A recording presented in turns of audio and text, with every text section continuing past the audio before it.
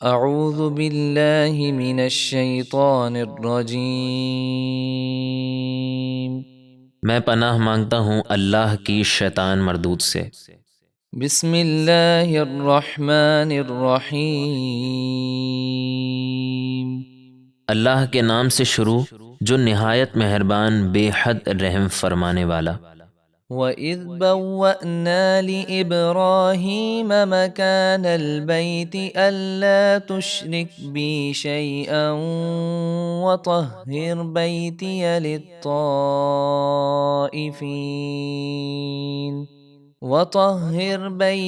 لِلطَّائِفِينَ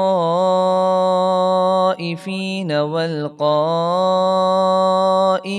وَالرُّكَّعِ السُّجُودِ۔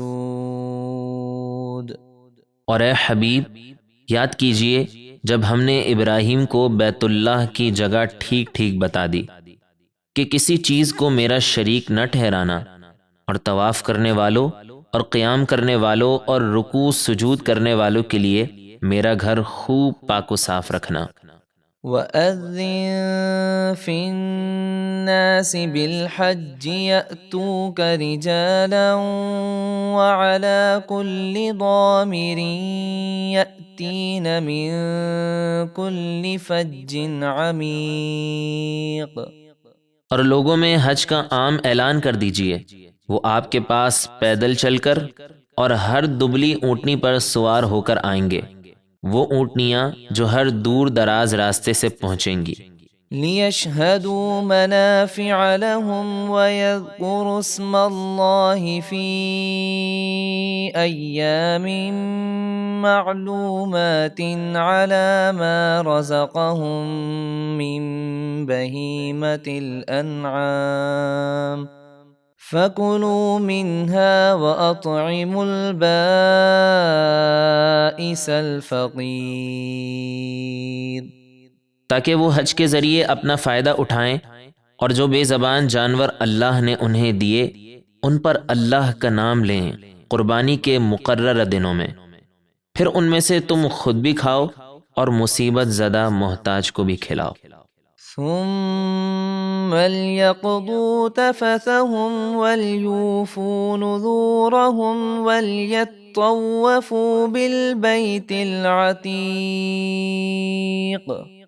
پھر وہ حاجی اپنا میل کچیل ناخن بال وغیرہ دور کریں اور اپنی منتیں پوری کریں اور اس قدیم گھر کعبے کا طواف کریں۔ ذلك ومن يعظم حرمات الله فهو خير له عند ربه وأحلت لكم الأنعام إلا ما يتلى عليكم فاجتنبوا الرجس من الأوثان واجتنبوا قول الزور۔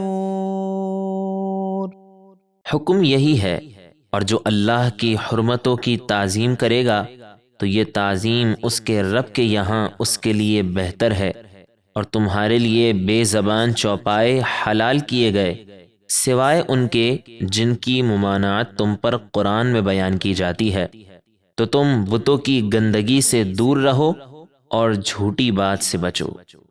حنفاء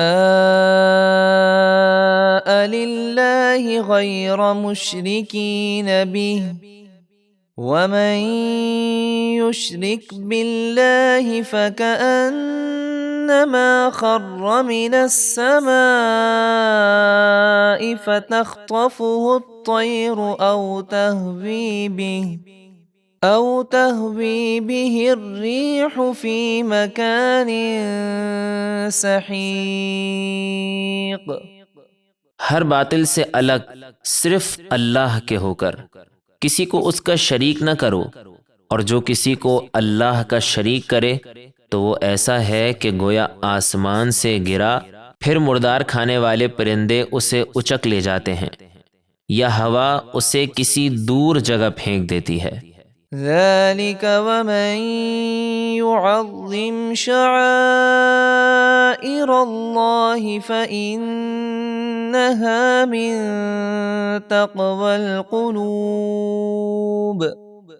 حق یہی ہے، اور جو کوئی اللہ کی نشانیوں کی تعظیم کرے تو بے شک یہ تعظیم دلوں کی پرہیزگاری سے ہے۔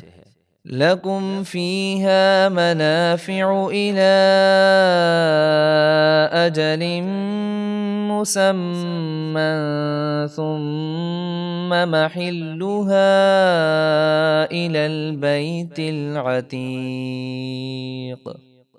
تمہارے لیے ان حج کی قربانیوں میں ایک مقررہ وقت تک فائدے ہیں، پھر ان کا پہنچنا ہے اس آزاد گھر تک۔